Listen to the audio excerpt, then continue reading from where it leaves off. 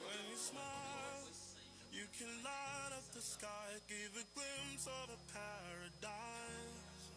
When we touch, I forget all the pain and get lost in your ocean eyes. Oh, I used to run away, yeah, I was too afraid to open up my heart. This time I Alô, alô, som. won't hesitate, 'cause there's something about you. E aí, pessoal, boa noite, tudo bem aí? O trânsitozinho hoje estava foda também, né? Muito complicado aí para Floripa, já é assim, né? Normal. É isso aí, tenham todos uma boa noite. Para quem não conhece, aqui é a Nelly, né? Esse espaço de auditório, a gente fornece esse espaço para promover eventos também, confraternização interna da empresa são feitas aqui. Tem algumas cabeças aí da Nelly também, então depois ali no network, se quiser perguntar alguma coisa sobre a empresa, eles vão ser intermediadores também, conhecem o pessoal daqui, vão saber direcionar sobre algum assunto também, ajudar aí de alguma forma. Então fique bem à vontade. O Amin, ele está nos ajudando também a organizar, chega aí, Amin, esse evento aí. Ele faz parte da Cloud Native, né? Então acho que ele seria uma pessoa legal para falar um pouco sobre como que é o fomento do motivo, né? A motivação desse evento, o porquê, quais são as tecnologias, como que a CNCF organiza isso tudo. Então fiquem à vontade aí, só para uma breve introdução para a gente se contextualizar aí, tá bom? Legal, boa noite pessoal, meu nome é Amin, eu trabalho hoje na VMware e sou embaixador da CNCF. Então a CNCF é a Cloud Native Computing Foundation, ela desenvolve esses projetos, ou hosteia, ou hospeda esses projetos, parecido com a Apache Foundation, como era antigamente, mas hoje ela traz esses projetos aí de Cloud Native que todo mundo conhece. Mais comum deles é o Kubernetes, todo mundo já ouviu falar ou usa. Não necessariamente essas soluções hosteadas pelas empresas, mas ele oferece o suporte a esse projeto open source inicial. Todo mundo já viu aquele landscape também, terrível, cheio de projetos e mapas que ninguém entende. Então a CNCF dá o suporte aí de graduação e todo o processo para isso. Então a gente trouxe aí com o Rafael essa ideia aí de começar a trazer esses meetups, eles oferecem então, esse suporte aí de community group ou KCD também para o pessoal começar a fomentar isso aqui na cidade. Então é local isso aí, tem uma localização desses eventos, desses meetups, e a gente começou a trazer aqui para Floripa para todo mundo aí trocar uma ideia mais especializada em assuntos cloud native. Entre outros projetos ali, existe gRPC, existe Argo CD, existe CI CD, existe uma montoeira de coisas aí. Então, convido vocês aí obrigado por aparecer nesse primeiro meetup nessa chuva grande e espero aí ter outros meetups, hostear outros projetos aí, outros meetups e ter a colaboração de vocês para estar apresentando. Então, recadinhos da paróquia aqui. A CNCF ela pede nesses eventos aí para ter esse código de conduta, que é basicamente respeito o coleguinha do lado. Eu queria agradecer a Nel pelo espaço, o Rafael aí por tocar, tá na frente aí desses meetups, e esse aqui não foi diferente. E o Elton e o Hudson por estar aí trazendo essas apresentações que vão ser muito, muito massa. Vamos lá, bora lá que tem conteúdo. Essa primeira a gente vai chamar o Mineto aqui na frente aqui, ele vai falar de operators SDK, né, como que vai criar esses operators e tudo mais. Então fica bem à vontade, Mineto. Se preferir, tem esse microfone sem fio ou esse aqui para te usar aqui. Aí fica bem à vontade. Valeu, cara. Vou fazer um mix dos dois. Depois eu vou mostrar código e desafiar os deuses do demo, ver se funciona. Beleza, pessoal. Então, eu vou falar sobre Kubernetes ou Kubernetes, operators, e como é que cria um operator usando o operator SDK. Então, vamos lá, rapidinho. Meu nome é Elton, eu escrevo código, sou professor, palestrante, esse é meu site, eu sou megalomaníaco, né, então tem que ter meu nome para tudo. E no X, para mim ainda é Twitter, mas vamos lá. Hoje eu sou Principal Software Engineer lá no PicPay e recentemente eu me tornei Google Developer Expert em Go. Tá, então, por isso que eu vou mostrar exemplos em Go, lógico, então é por causa disso. Então vamos lá, o que é Kubernetes? Eu não vou aprofundar em Kubernetes porque acho que é difícil hoje você estar num projeto de médio a grande porte que não está rodando no Kubernetes, né? Ele meio que virou o padrão de mercado para você orquestrar containers e rodar workloads. O que é legal é que ele foi projetado para automação, né? Ele é uma grande engine de automação que a gente usa basicamente, o maior uso dele hoje é para orquestrar, para executar os nossos containers, nossos workloads, né? Então a gente consegue automatizar o deploy e execução de workloads e a gente pode automatizar como o Kubernetes faz isso e também a gente pode estender ele para automatizar outras coisas, que é o que a gente vai ver agora, daqui a pouquinho, na verdade. Então o que é operators? Então o conceito de operator pattern, então é um padrão de projeto do Kubernetes que permite que a gente estenda o comportamento do cluster sem mexer no código fonte oficial do Kubernetes. Então a gente tem o nosso Kubernetes rodando no nosso cluster e a gente vai expandir, ele vai adicionar novas funcionalidades nele usando esse conceito de operator.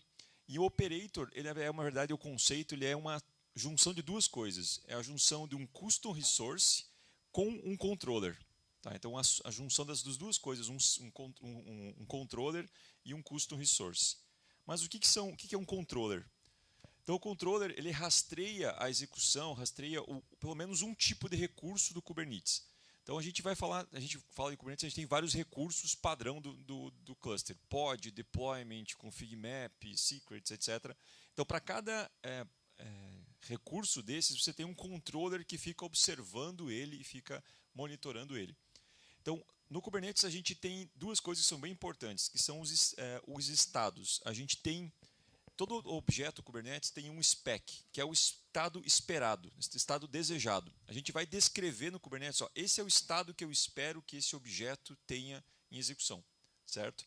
O controlador é o recurso, é o código-fonte que vai ser executado para garantir que o estado que você declarou como desejado seja o estado real, seja o estado atual no cluster. Então, por isso que sempre que a gente for ver um arquivo do Kubernetes, tem lá um YAML, spec, e dentro do spec você tem a descrição de qual que é o estado que você espera que ele esteja. Vamos lá, o que é um recurso? Então, um recurso é um endpoint da API do Kubernetes que armazena uma coleção de objetos de API de um tipo. Por exemplo, a gente tem os recursos pods, por exemplo. Então, o recurso pods ele tem um conjunto de pod, que é a menor unidade que a gente tem ali. Então, eu tenho pods, tenho deployment, services e vários outros recursos padrão que vêm de fábrica no Kubernetes. E a gente pode criar os nossos custom resources. Então, o custom resource, como o próprio nome diz, né?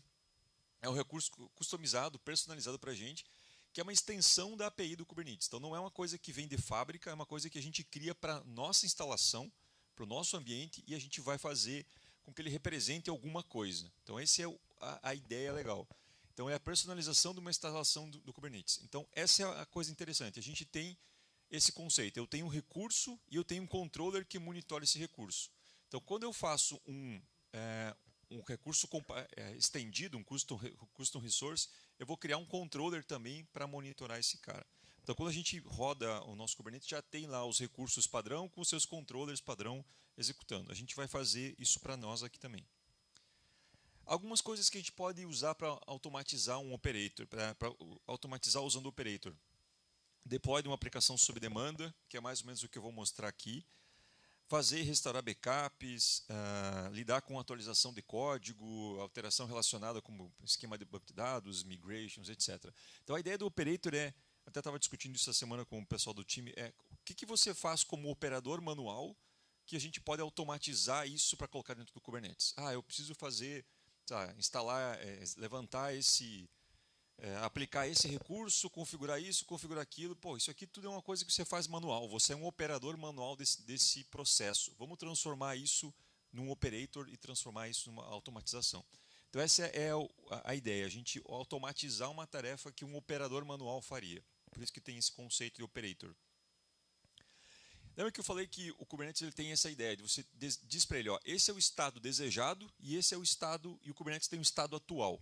Então, dentro do Kubernetes, ele tem um esquema chamado Reconciliation Loop, que é um componente que fica observando todos os teus recursos e verifica se o recurso atual em execução é igual ao recurso esperado, igual à definição que você diz para ele.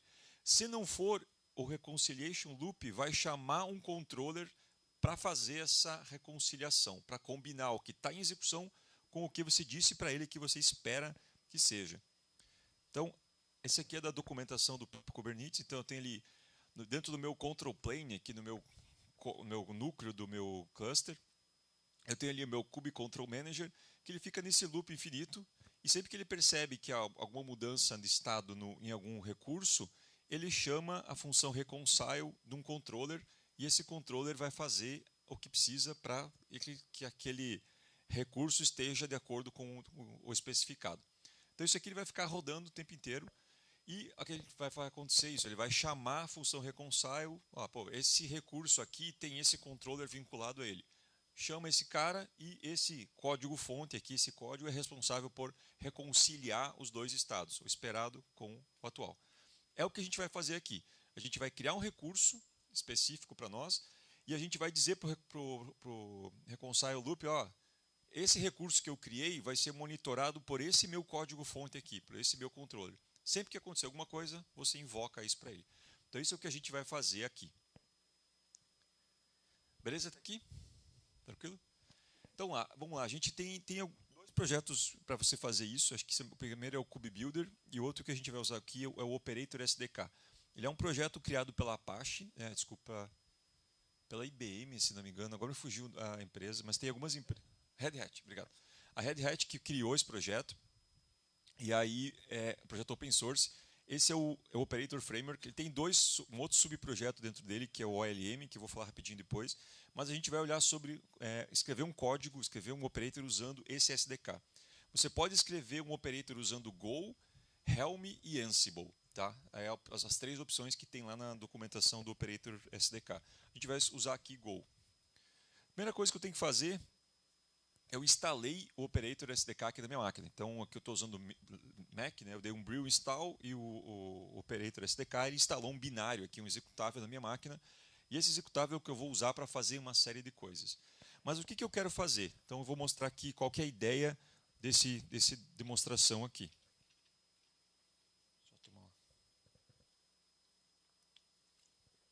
Imagine que a gente tem um time. Tá de boa para ver aqui? Está meio escuro, né? Imagine que a gente tem um time desenvolvendo um novo projeto e esse time é um time de produto. Ele não quer saber detalhes de implementação, ele quer simplesmente escrever o código-fonte e quer que esse código-fonte rode no Kubernetes. Mas hoje, para fazer isso, o time precisa saber o que é um pod, o que é um deployment, o que é um service. Ele precisa saber uma série de coisas que não são da regra de negócio, são do Kubernetes. Então, o que eu quero aqui? Eu quero que o time crie um YAML dizendo duas coisas. Qual é o namespace onde a aplicação dele vai rodar e eu quero que ele descreva uma application. Eu quero que ele diga isso aqui, é uma application, o nome dela e qual é o estado desejado. Eu espero que a minha aplicação em execução ela rode aquela imagem, Nginx Latest. Eu quero que tenha duas réplicas e quero que rode na porta 80. Isso é toda a carga cognitiva que eu quero que o meu time de produto precise saber. Eu quero só que ele escreva isso aqui, dê um kubectl apply ou rode isso numa pipeline e a pipeline rode esse código. Beleza? Faz sentido? Então tá, então vamos ver como é que funciona isso. Então, lembra que eu instalei aqui o SDK, dei lá um brew install, então eu tenho aqui um binário do SDK, e aí eu vou executar dois comandos. O primeiro comando lá, o operator SDK init, eu vou dar uns parâmetros para ele, eu vou dizer qual é o meu domain, qual é o domínio da minha aplicação, ele vai usar isso aqui, vocês viram que aqui tem o nome, ele vai usar isso como parte da minha versão. Vou dizer aqui qual que é o repo, porque como eu estou no projeto Go eu preciso que o nome do pacote seja um repositório. Então ele vai usar isso aqui. Com isso aqui ele vai criar um diretório com uma série de arquivos dentro. E aí, entrando nesse diretório, eu vou executar o segundo comando, create API. Qual é a versão? V1 alpha, é o que eu uso aqui. E aí, o que eu quero criar? Qual que é o kind que eu quero criar? Qual é o nome do recurso que eu quero criar? Application. que é o que eu disse eu vou usar aqui. Eu disse que eu quero criar o resource e o controller. Então, fazendo isso, ele vai me criar essa estrutura aqui. Ele criou esse diretório, que tem uma série de coisas aqui. Tem uma API, tem controllers, tem... Presentation não, porque isso não é do SDK, essa apresentação que vocês estão vendo. Mas ele criou uma série de readme, um makefile mega extenso aqui, que dá para fazer um monte de coisas. Beleza, criou essa estrutura aqui. Então, esse é o scaffolding do meu controller, meu operator. O que eu vou fazer agora? Lembra que eu falei que essa é a especificação. Isso é o que eu quero que os meus usuários saibam fazer. Então, eu preciso agora, aqui dentro da minha API, lembra que eu fiz aqui, ó, eu botei aqui, ó, Create API, Version e Kind. Então, ele criou aqui API, Version, e aqui ele tem um Kind, ó, Application Types. Aqui dentro, eu vou descrever aqui dentro a minha especificação. Então, no meu Application Spec, eu adicionei esses 3 campos, que é o Image, o Replicas e o Port, que é uma string e dois inteiros. Então, eu defini aqui qual que é o meu estado desejado, que é isso que eu quero que os meus usuários preencham. Depois disso, eu venho aqui no meu terminal, e aí eu começo a usar aqui os meus makefiles, make manifest. Ele vai criar todos os arquivos YAML responsáveis por instalar o meu recurso lá no meu cluster. Então, a gente vai criar um CRD, Custom Resource Definition, que ele criou aqui dentro. Ó. Dentro do meu config, ele criou um monte de arquivos aqui, criou um monte de RBAC, um monte de coisas aqui do cluster, criou Manager, então ele criou um monte de arquivos aqui, ó, CRD. Aqui ele criou toda a minha definição do que é o meu recurso. Ó. Meu Custom Resource Definition, o nome dele, qual é a versão, quais são os campos. Ó. Eu tenho um campo aqui, integer, aqui está mais para baixo, mas é bem extenso. Então ele criou todo esse arcabouço de código aqui de YAML, que eu odeio, por sinal. Quem me conhece sabe que eu sou chato, não gosto de YAML, mas é uma batalha perdida. Então, ele criou uma série de arquivos aqui que são importantes e são os que vão ser aplicados para mim.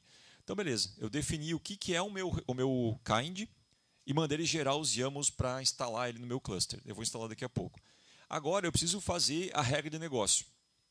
A minha regra de negócio está dentro desse cara aqui. Ó. Dentro de controllers. Ele criou aqui dentro 3 arquivos. 2, na verdade, inicialmente. Ele criou a suite test, que ele vai criar um ambiente de testes. O que é legal é que ele usa um esquema chamado env test. Esqueci o nome. Env test, que é um pacote que simula o cluster. Simula a API do cluster Kubernetes. Então, quando eu vou rodar no CI/CD, eu não vou ter um Kubernetes. Aqui eu tenho um cluster Kubernetes instalado, mas quando eu vou rodar o meu teste, eu consigo simular toda a minha API do meu cluster usando esse cara aqui. Então, esse switch test ele criou para mim, com toda a estrutura aqui. E aí, eu preciso criar... Ele criou o Application Controller, que é o nome do meu kind. Ele criou só com essa assinatura aqui. Ele criou essa parte e criou com a assinatura aqui, reconcile. Lembra daquele desenho do loop? Eu mostrava lá que o loop chamava o reconcile. Então, ele cria aqui essa estrutura, o resto tudo eu criei. Então, ele dá esse esqueleto para ti. Ele dá o esqueleto do teste, do ambiente de teste e cria o código para você preencher ali dentro qualquer regra de negócio. Qual que é a minha regra de negócio aqui? A minha regra de negócio é o seguinte. Então, sempre que houver alguma mudança no meu application, em algum objeto do tipo application, o cluster vai chamar, o Kubernetes vai chamar esse código. Então, o que eu faço aqui? Vou passar bem por cima. Ele recebe uma request. Então, dentro dessa request, eu vou pegar o meu objeto. Pô, beleza, o que está sendo requisitado? Então, eu vou pegar no cluster aqui, nessa variável, todo o meu objeto que está no cluster. O objeto atual que está em memória. Então, aqui eu recebo ele.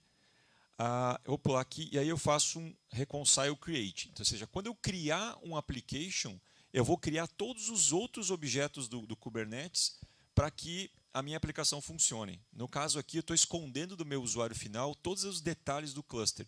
Então, meu reconcile create, o que ele vai fazer? ele vai criar... quem manja do Kubernetes? Beleza? Então, me ajuda a mentir se eu esquecer alguma coisa. Então, ele vai criar aqui um deployment. Então, essa é a estrutura de criação de um deployment em Go. Eu escrevi aqui uma struct definindo o que é um Kubernetes, o que é um deployment, qual que é o spec. Pode ver que eu estou usando aqui, para criar o deployment, eu estou usando o número de réplicas que o meu usuário definiu lá no meu application.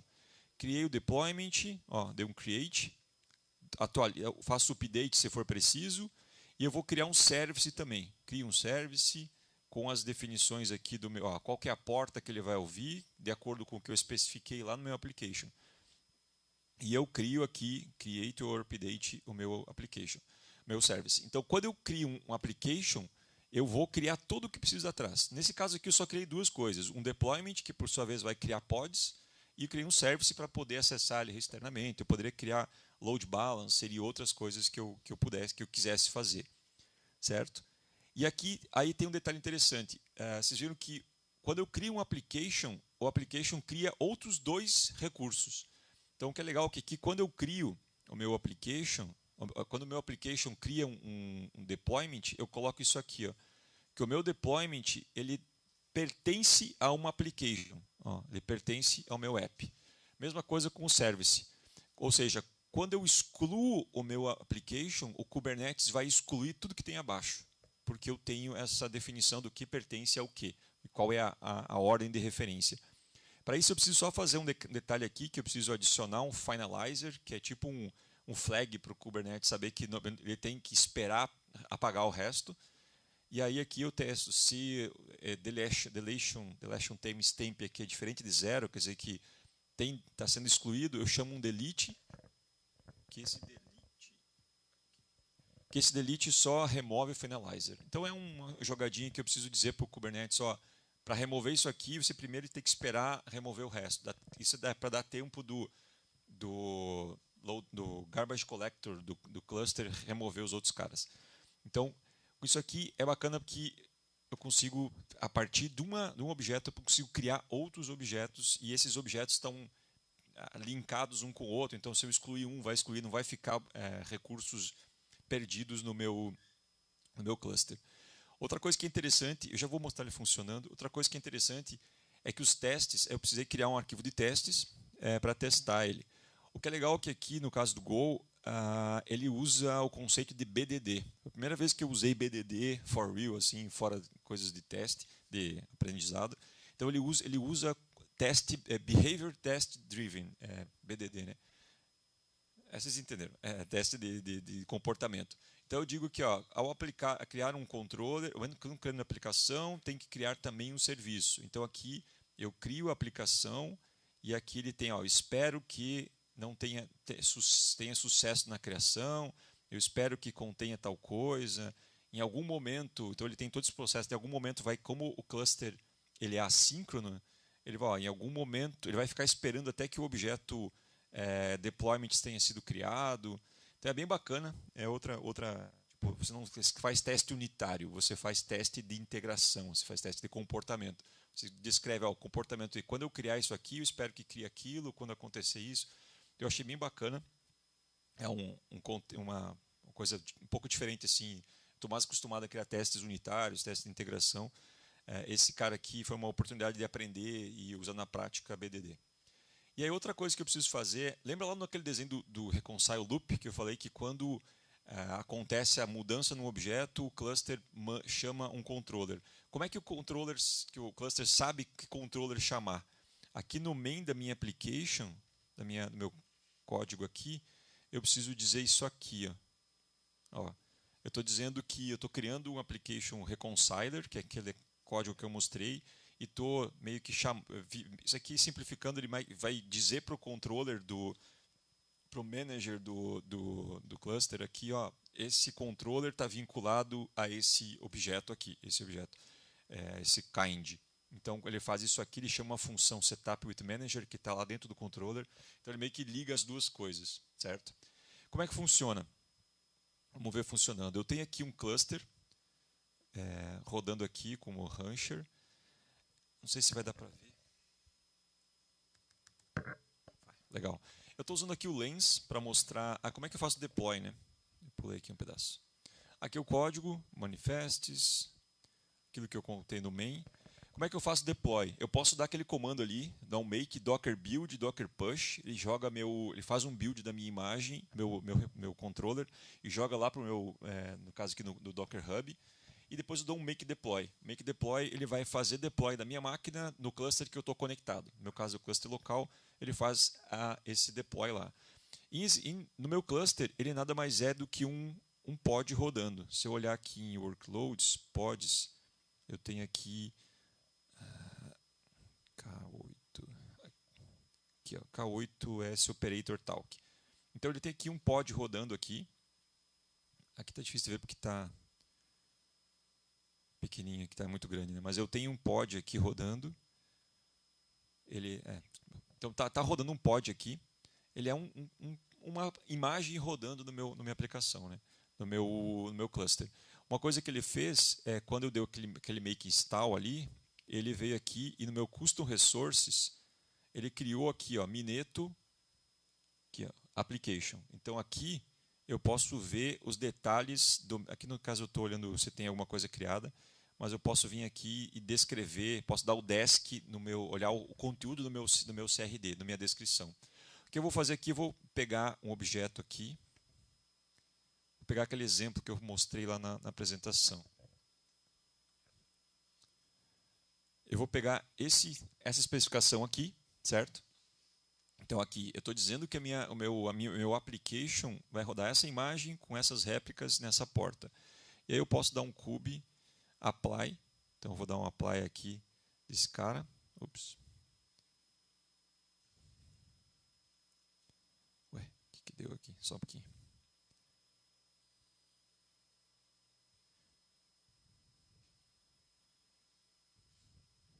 Deixa eu só dar.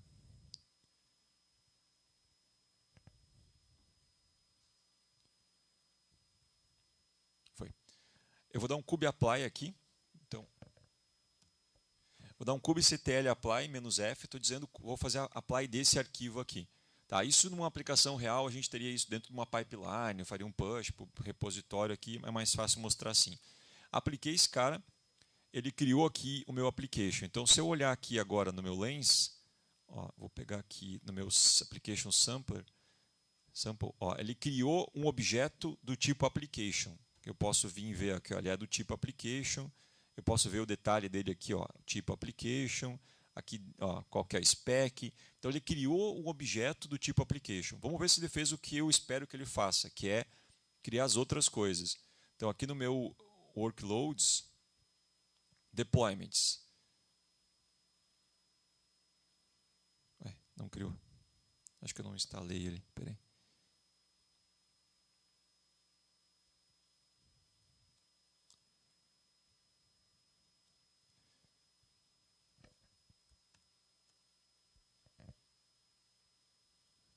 Juro que funciona.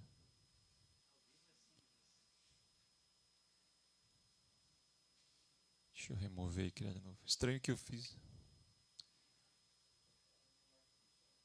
É. Bizarro que eu fiz isso funcionar antes de sair de casa. Lei de Murphy.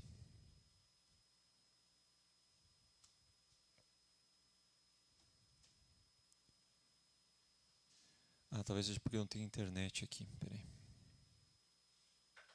Ele está dando erro no operator aqui. Deixa eu ver aqui o que deu. Ó, para ver que um dos pods ele não criou. Criou esse. Qual que ele não criou aqui? Ó, tá dando loopback no operator. Estranho, talvez seja por causa da internet aqui.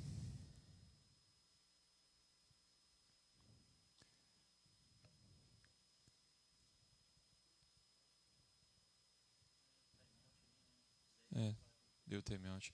Eu vou deixar restartando aqui o Rancher. Às vezes ele dá uns pira. Mas ele faz esse processo. Ele vai criar vocês não tem que acreditar em mim por enquanto. Ele vai criar o Kubernetes, o deployment. Por sua vez, o deployment vai criar os pods e ele vai criar o service também.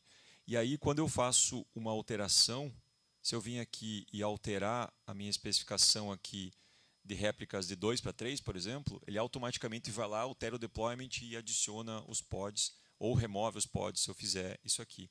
E quando eu dou um remove, aqui eu deleto o meu objeto application, ele vai lá e remove todos os objetos que estão abaixo dele.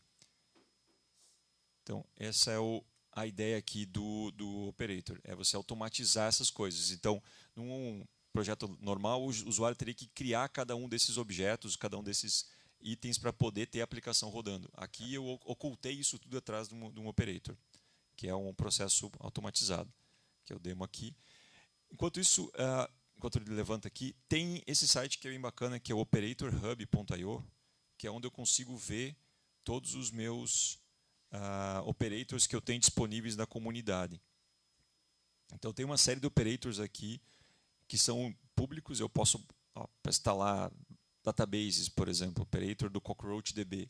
Então eu instalo o operator e esse operator controla todo o ciclo de vida do meu Cassandra, do meu Cockroach. Então, monitoramento com OpenTelemetry, por exemplo, a gente está olhando para instalar no PicPay, instalar esse cara aqui, para ele já fazer todo o gerenciamento de instalar o collector do OpenTelemetry em todos os meus pods, né, dos meus clusters. A gente usa o Dynatrace lá no PicPay, então a gente usa o operator do Dynatrace. Então, cada aplicação que levanta o Dynatrace, o operator do Dynatrace, adiciona um podzinho junto, um sidecar, para coletar métricas. Então, tem um monte de coisas aqui que você pode baixar, instalar no teu cluster. Tem todo o processo aqui de você instalar.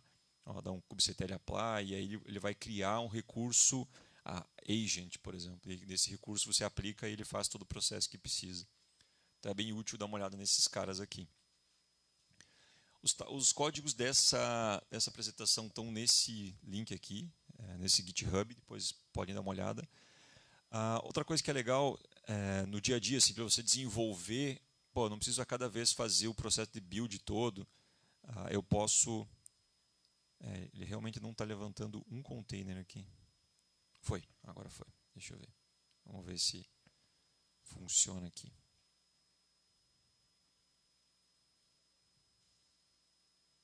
Já foi. Tu viu que eu nem precisei aplicar de novo. Quando ele levantou o loopback, verificou, tem um objeto que está diferente, e ele fez a criação.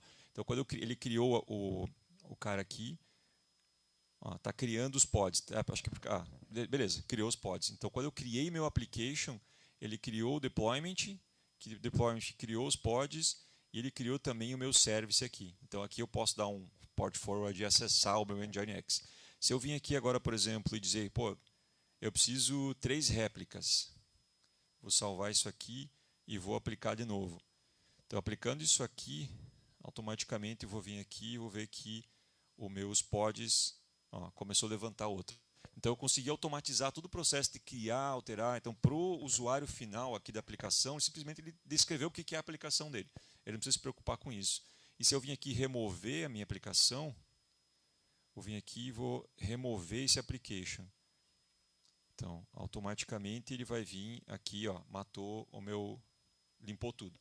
Então, eu consegui fazer funcionar todo esse processo. O Rancher me deu um susto aqui, mas deu certo. Então, funciona todo esse processo, automatiza isso. Outra coisa que é bacana, aqui no meu dia a dia, estou desenvolvendo, eu quero fazer esse processo, vou editar, vou alterar o código, quero fazer redeploy. Eu não preciso rodar todos aqueles makes. Tem um projeto open source que é bem bacana, chamado Tilt. Não sei se vocês conhecem. Eu instalo ele, tem um arquivo aqui chamado Tilt File, que eu faço tilt up. Ele fica monitorando aqui a minha... Só que não vai... Ele fica monitorando todo o código-fonte que eu alterar dentro do repósito do meu diretório. Ele recompila tudo, gera a imagem local e faz o deploy para o meu cluster e ainda pega aqui os logs do pod. Aqui vai demorar um pouco, ele vai ter que baixar a imagem e tal. Então, aqui no meu dia a dia, eu estou sempre com esse cara aberto e eu alterei alguma coisa aqui, ele já faz todo o ciclo de recompilar, gerar a imagem, jogar para o meu cluster e já conecta no pod do operator, do controller, e me traz todos os logs. Aí eu posso filtrar log. É bem bacana. Esse cara aqui é fantástico para você trabalhar no dia a dia. E ele funciona não só para operators, a gente pode usar para qualquer aplicação Go ou qualquer outra aplicação. É um projeto open source e foi comprado, a empresa foi comprada pela Docker, se não me engano. Então aqui tem alguns links. Eu escrevi 2 posts no meu site. O primeiro é descrevendo essa palestra aqui, como criar um operator. E o segundo é dedicado só aos testes. Então, porque ficou muito grande o primeiro, eu dividi em 2. Então, depois, quem quiser dar uma olhada no eltomineto.dev, tem esses 2 posts, acho que são os 2 últimos.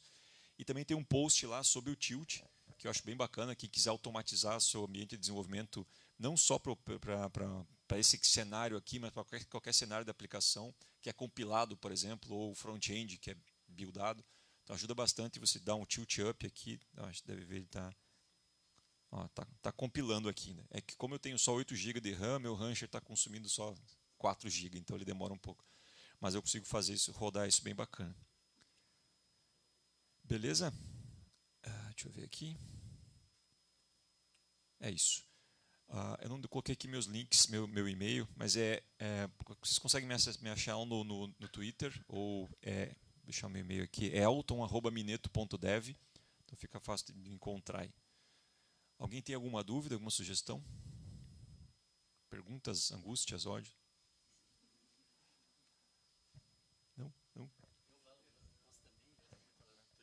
Estou disponível. Eu só queria confirmar, né, para ver se entendi aqui na NEL e até mesmo na minha stack a gente usa muito Ansible para fazer esse provisionamento, né, de infra.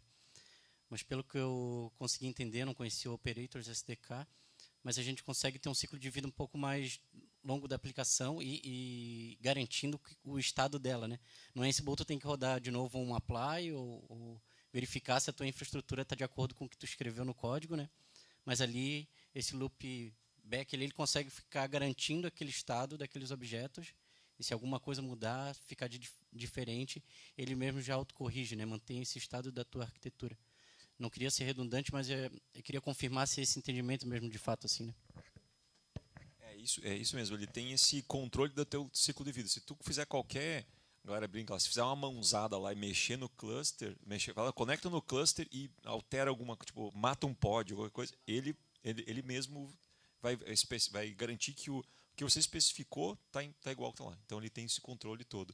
Você pode criar aqui esses operators em Go, em Ansible ou em Helm. Então, se você já tem alguma coisa em Ansible, você pode pegar o operator para meio que encapsular isso. E aí eu ia comentar, tem um outro cara que eu não falei antes, que é esse aqui. Ó. Aqui vocês viram que eu fiz um make deploy, né? Mas eu tenho um cara chamado OLM, que é Operator Lifecycle Manager. Então você instala, ele é um operator. Você instala o operator no teu cluster e aí você usa ele como gerenciador. Tu gera um bundle e manda instalar e ele atualiza o teu operator. Então ele é meio que você instala ele no teu cluster e aí você pode ter vários operators que você pede para ele gerenciar. É meio que um gerenciador, ele gerencia tipo update, essas coisas. Então é bem bacana, você instala ele over the air, updates, você tem dependências, de um depende do outro. Se, atualizei um operator, preciso atualizar outros 2, você consegue fazer isso. Então esse é bacana, assim, se tu tem um ambiente mais complexo, tem vários operators que você desenvolveu, esse ajuda bastante você gerenciar os operators.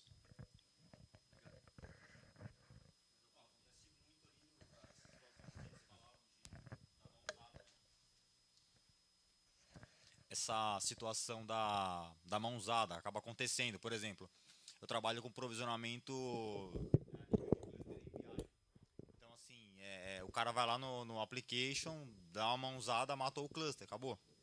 Então, esse caso, por exemplo, deployment, que já quem nunca removeu um deployment atira a primeira pedra, né? O operator, então, ele garantiria o estado, né? Ele recriaria, enfim, manteria a aplicação no ar, é isso?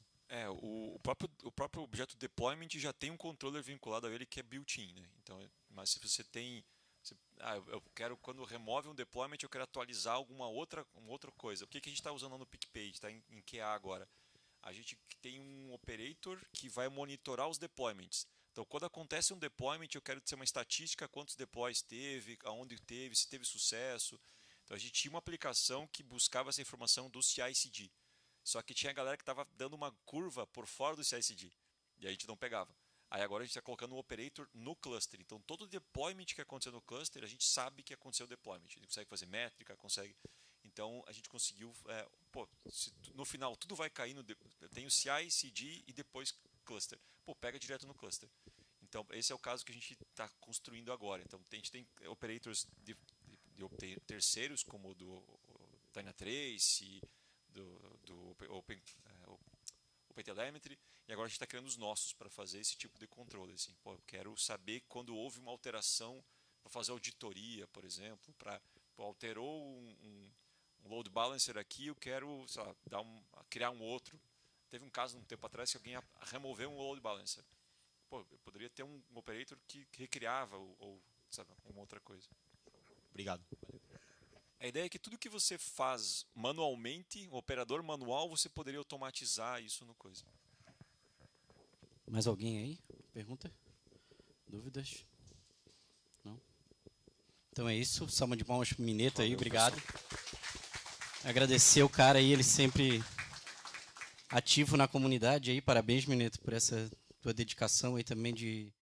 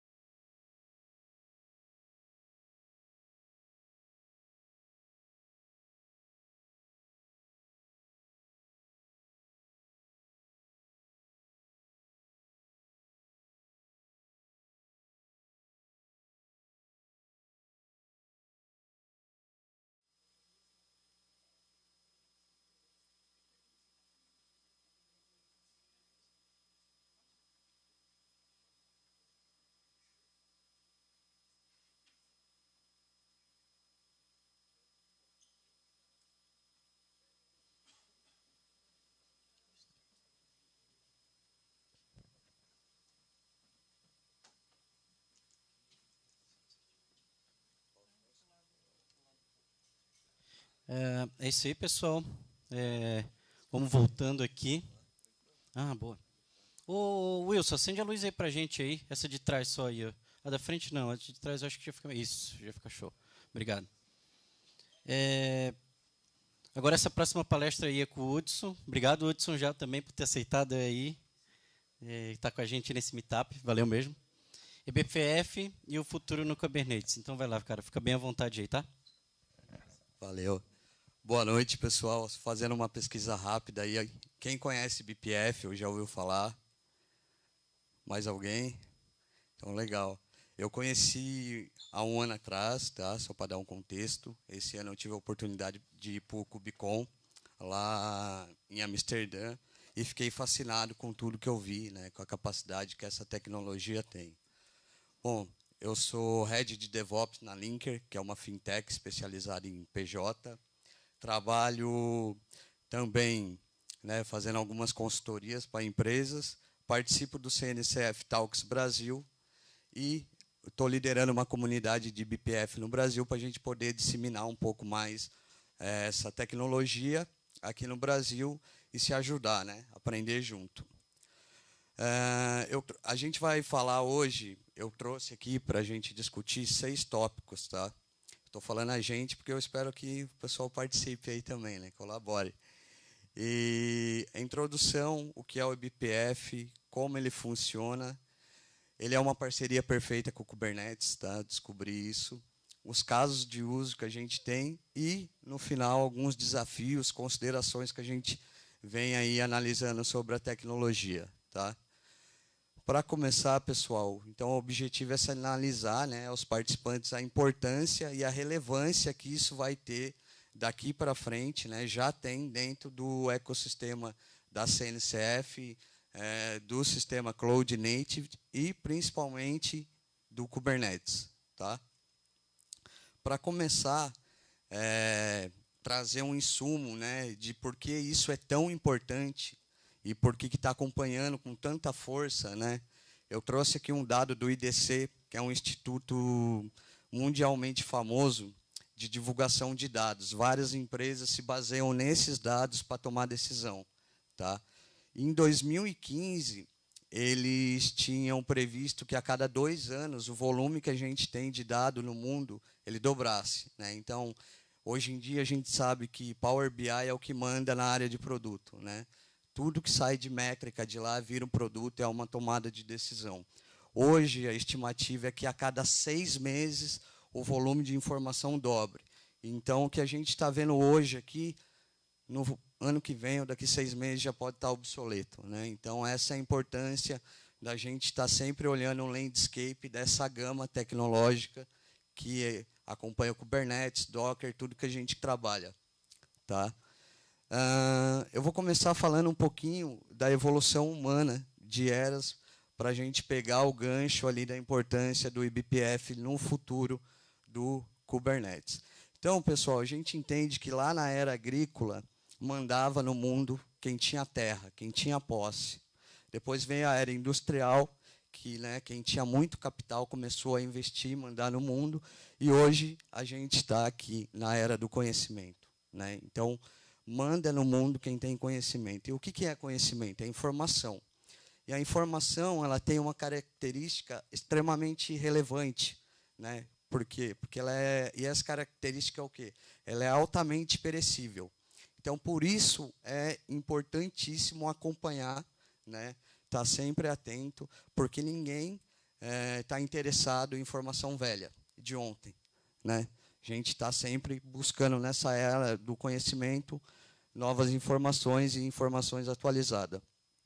Então, o eBPF ele vem ganhando cada dia mais espaço dentro do mundo, né? Aqueles que já estão aprendendo com isso vão sair muito na frente, vocês vão entender o porquê, porque ele tem uma curva de aprendizado muito difícil, tá? Pode parecer fácil, você pode pegar uma ferramenta ali que vai te ajudar, mas ele puro no código, né? Se eu fosse fazer como um mineto aqui e abrir aqui vamos começar que ele é em linguagem de alto nível, C, né? Para mim mostrar um negócio aqui ia ter que ter um nível extremamente alto, complexo. E então quanto mais cedo a gente vai aprendendo e absorvendo, melhor é, porque daqui a pouco ele vai tomar conta de 50% desse landscape da CNCF, tá? Então, o que é? Ele é uma tecnologia inovadora, desafiadora. Existe bastante conhecimento de kernel Linux, né? Quem gosta da telinha preta vai adorar isso aqui. E o que ele é? Ele tem a capacidade, né, de você rodar um programa em sandbox como se fosse o usuário root, né? Então, ele tem esse privilégio lá de sair do user space sandbox e rodar como root. Eu coloquei essa frase embaixo porque foi a minha dedução dessa tecnologia, né? Que é uma joia rara que acaba enriquecendo a capacidade do kernel com muita elegância e eficiência, né? Sem a gente precisar tocar no coração, parar, mexer, ou carregar um módulo novo, tá?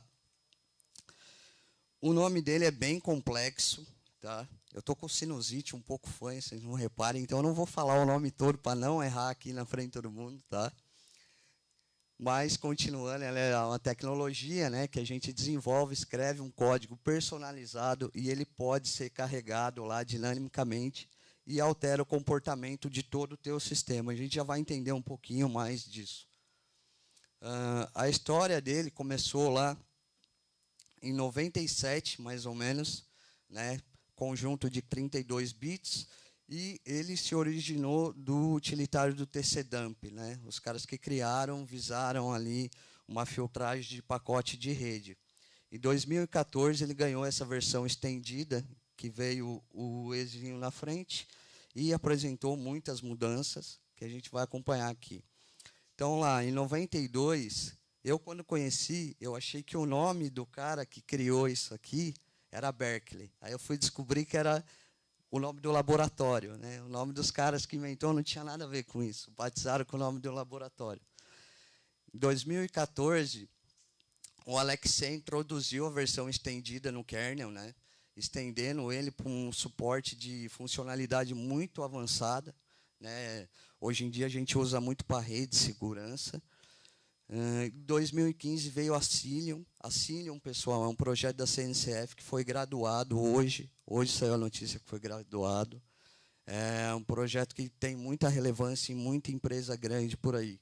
A gente já vai ver também isso aí.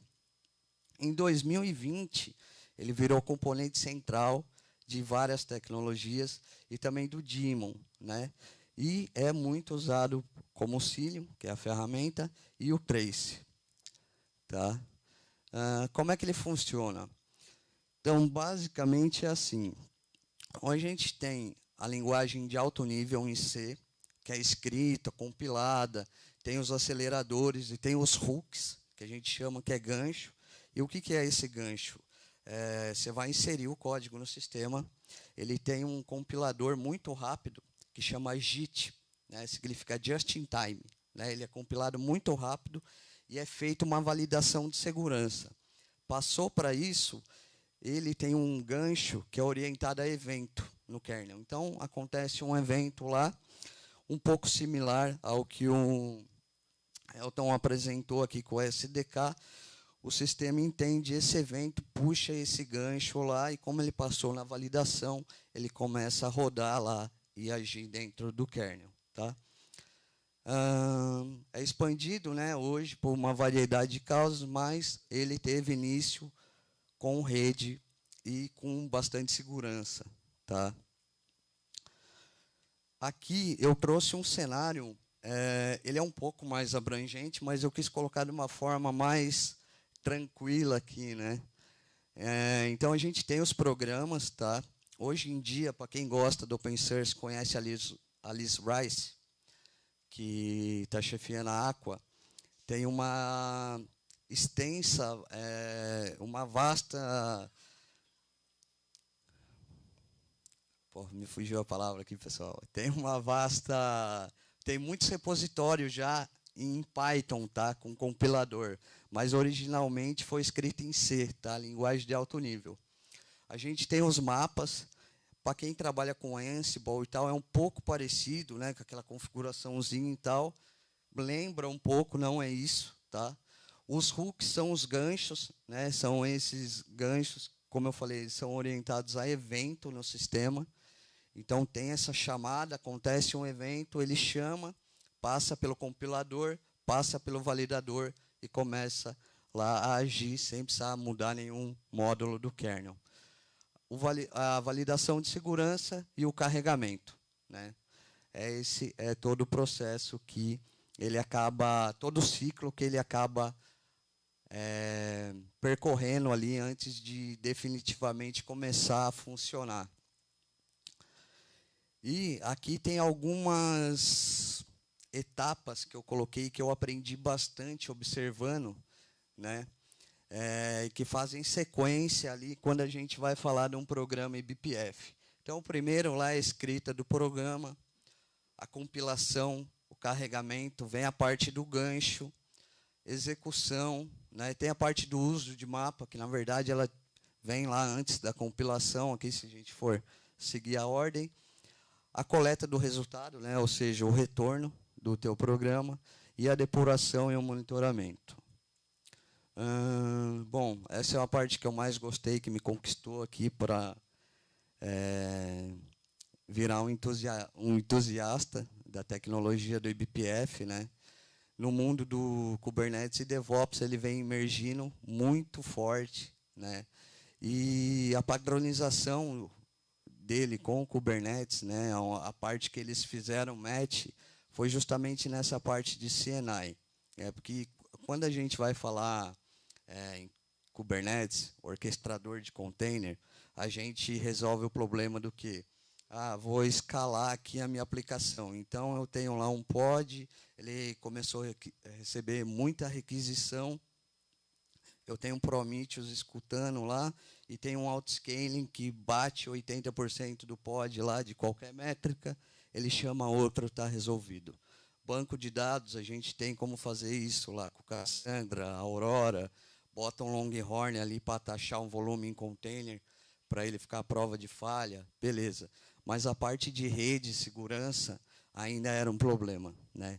Quem trabalha com gRPC sabe a dificuldade que é, às vezes, de entender uma falha de comunicação que acontece ali. E o eBPF traz essa visibilidade para a gente. Tá? Bom, falar um pouquinho de caso de uso, né? Ele começou lá com rede, hoje ele está bastante usado em observabilidade e rastreamento, né? Toda solução de observabilidade, sem exceção, usa o eBPF hoje. New Relic, Dynatrace, Elastic, Logs, bastante solução. Na parte de CNI, ele é líder de mercado. Integração e adoção perfeita, segurança, faz a magia de baixo nível, né? Porque ele acaba tirando o overhead de processamento de rede do teu cluster, porque ele leva lá para a camada baixa do kernel, e tem capacidade para vários clusters, né? Multi-cluster, multi-region, enfim, depende da estratégia de cada empresa. A integração perfeita, né, com o CNI, a gente já vai ver daqui a pouco uma solução, mas que todo mundo gosta, usa bastante, que é o Cálico, né? E o Cálico, ele entra fazendo uma parte como se fosse assumindo o kubeproxy ali do teu cluster. É bem interessante isso que ele faz, tá? No entanto, é importante validar, né, a adequação, revisar a configuração específica, confie, mas verifique, especialmente em produção. Tá? Observabilidade. Como eu disse, tem algumas soluções, né, que vêm surgindo como ator-chave, que foi a Pixie Labs, né, que é justamente quem desenvolveu essa fórmula de monitorar a parte de gRPC com eBPF, e elas foram recém-adquiridas pela New Relic, né? Então é evidente que toda a organização comece a correr atrás, né, dessa corrida aí para oferecer um produto de ponta. A segurança. Bom, é muito usado.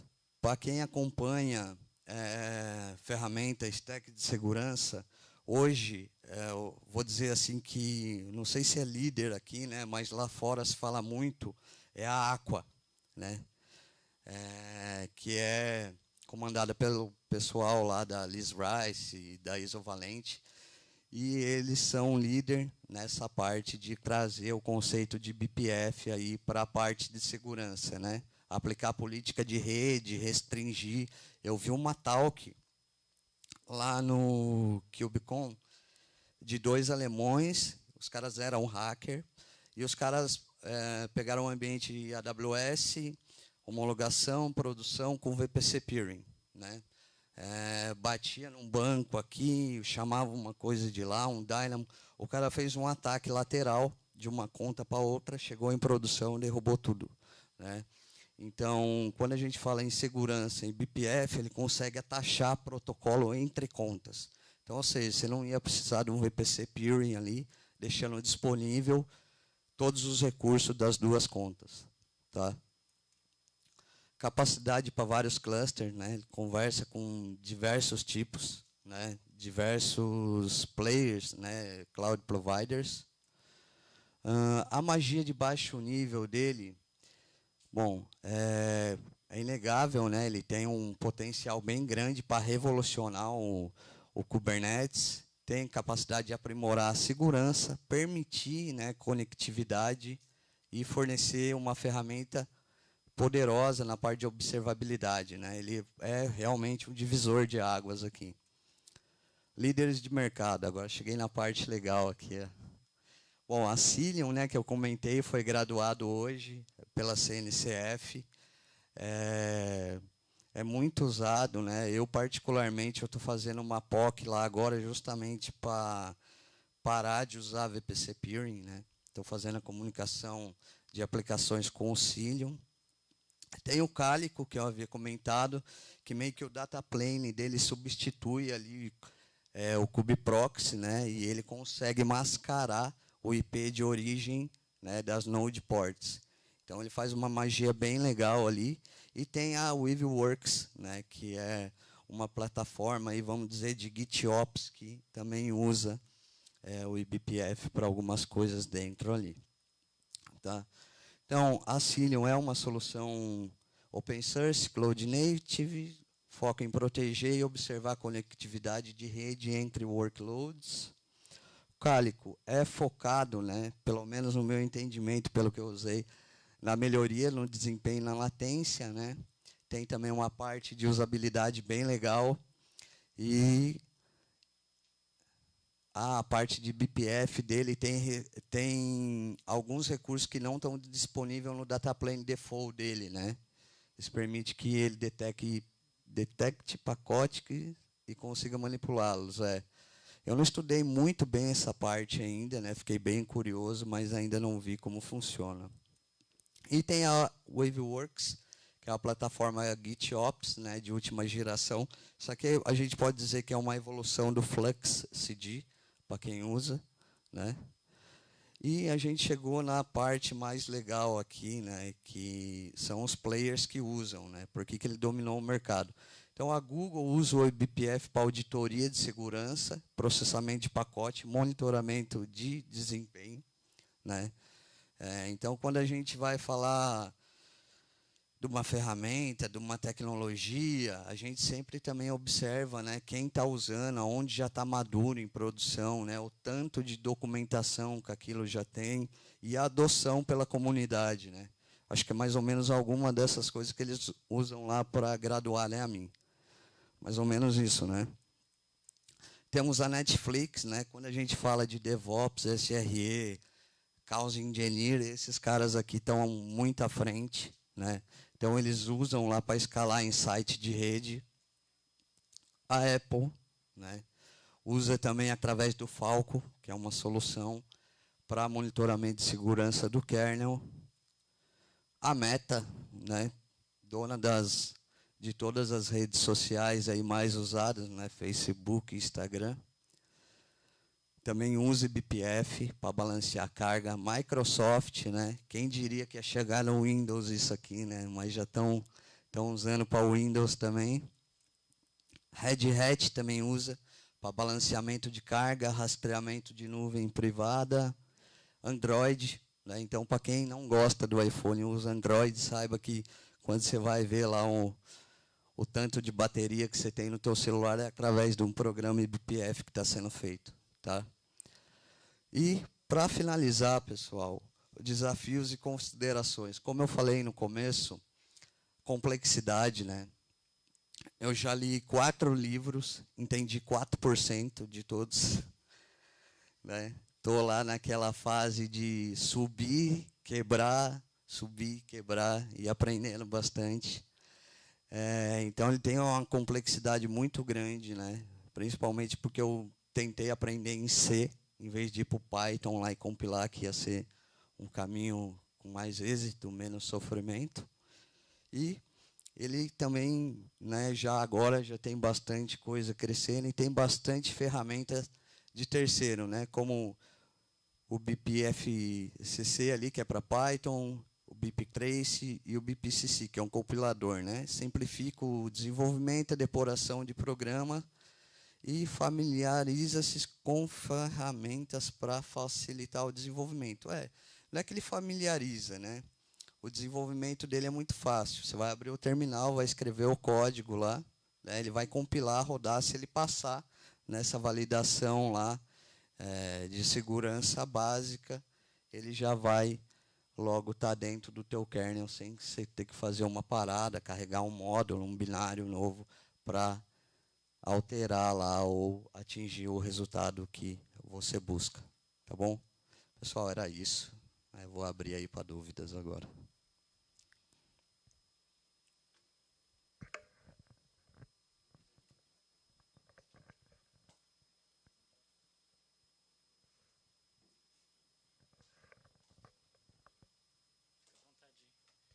Dúvidas, pessoal? Acho que é o momento agora, né? O Hudson tá aí para ajudar a gente. A mim também, se quiser contribuir um pouco nesse tópico aí, fica bem à vontade. Só contribuir. Eu estava vendo, a Cilium tem uma biblioteca para Go também que ajuda bastante. Tem um site, tem um post da DoorDash que eles lançaram recentemente explicando todos os processos. Eles começaram para monitoramento, se ferraram um monte, aí trocaram de biblioteca, foram para essa. Então é meio recente assim, parece que está, assim como tem essa de Python, essa de Go está começando a ajudar um pouco em alguma coisa.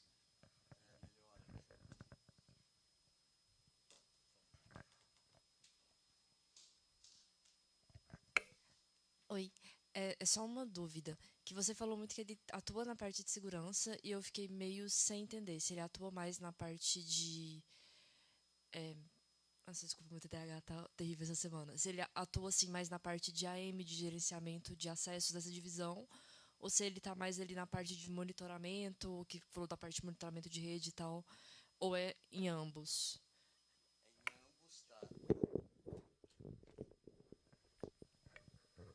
Em ambos, tá? Ele tem essa capacidade, então, assim, ele começou na parte de rede, né? A gente tem lá vamos dizer assim, que é um filtro de pacote de rede chamado TCDump, né? Similar a um ping, o telnet, tem uma funcionalidade. Com o eBPF, eles descobriram que eles podiam ampliar isso, né? Então, por exemplo, além da rede, a gente tem a parte de segurança, né? Segurança como aplicação, como rastreamento, como a capacidade de você não ter mais que ter um VPC peering, né? Que é um emparelhamento de conta que permite que todos os recursos de uma conta estejam disponível ou acessível pela outra.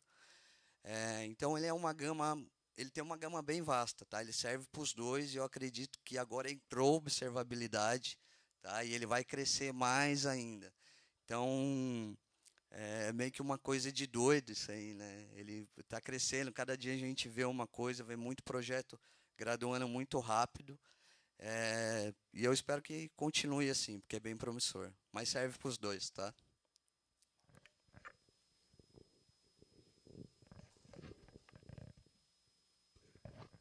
Mais alguém? Comentou ali no início que tu tem uma fundação aí, como é que é essa parada aí do BPF Brasil, pode falar mais? Não, é a fundação, tá? Eu fiquei. Porque assim, ó, quem vê eu falando aqui vai falar, pô, o cara é especialista. Eu não sou especialista, sou entusiasta, tá? Então eu adorei, eu gostei pra caramba. Então eu criei um site, uma comunidade, para trazer para o Brasil esse conceito de BPF. Então, tudo que tem no site, que é o IBPF Brasil, é uma tradução do site original da Fundação IBPF, né? Então, o trabalho é de ajudar a disseminar, né, essa tecnologia no Brasil. Então, a comunidade é mais para isso, né? Para a gente começar a fazer encontros, discutir e chamar pessoas aí que estão quebrando ambiente fazendo isso aí.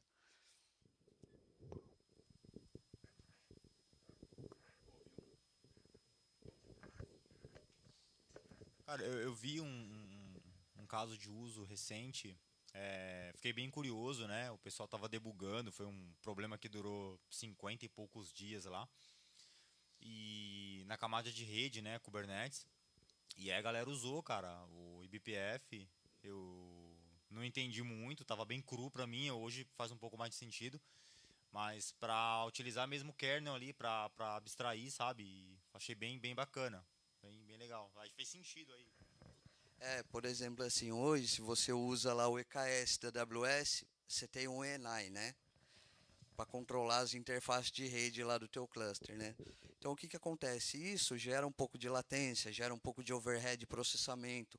O eBPF vem com o conceito, principalmente a Cilium, de tirar isso lá do teu EKS e trazer o gerenciamento para ele, tá?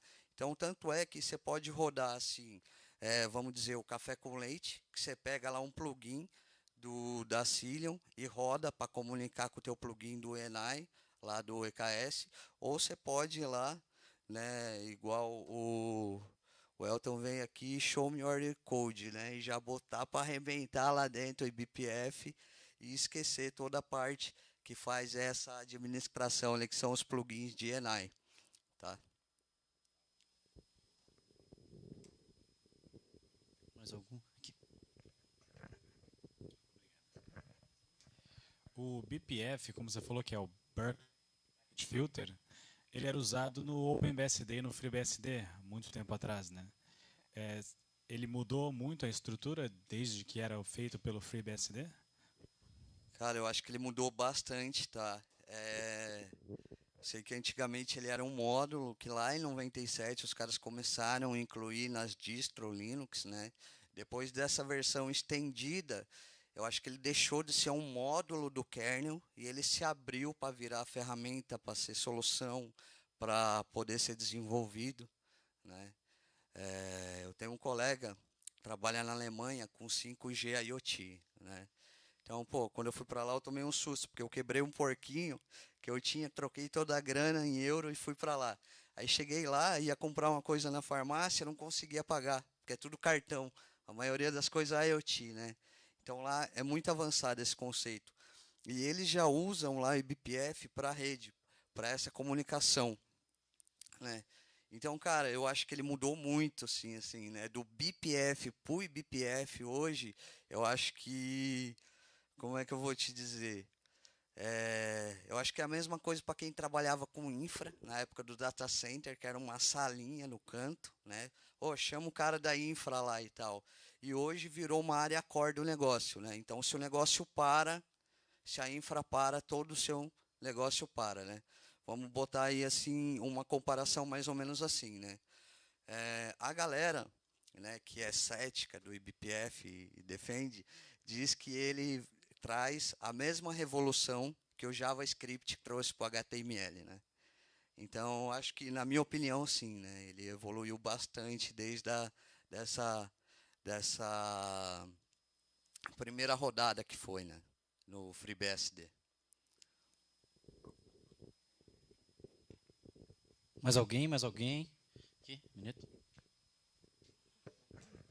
Qual que é a limitação que ele tem? Tipo, ele consegue, via BPF, eu consigo pegar qualquer evento de kernel ou modificar, tipo, eu consigo dropar um pacote? Ou quais são os limites que eu consigo ouvir e agir em cima disso?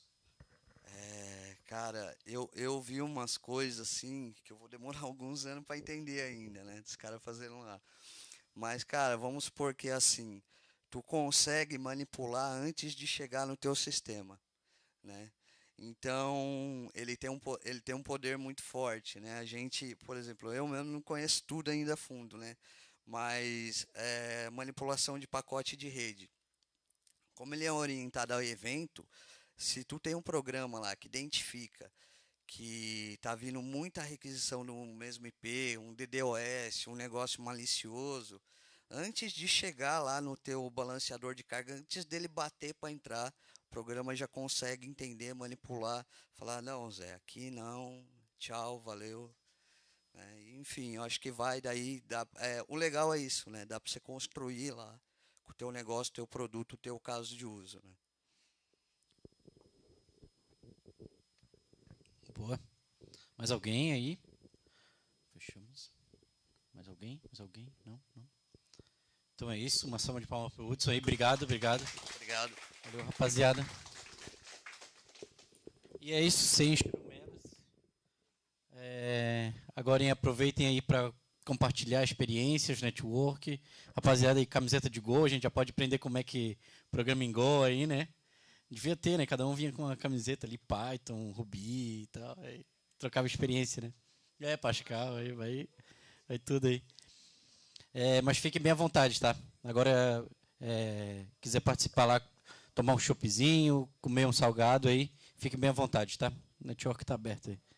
Não, hoje não tem, não. Valeu, rapaziada. Obrigado.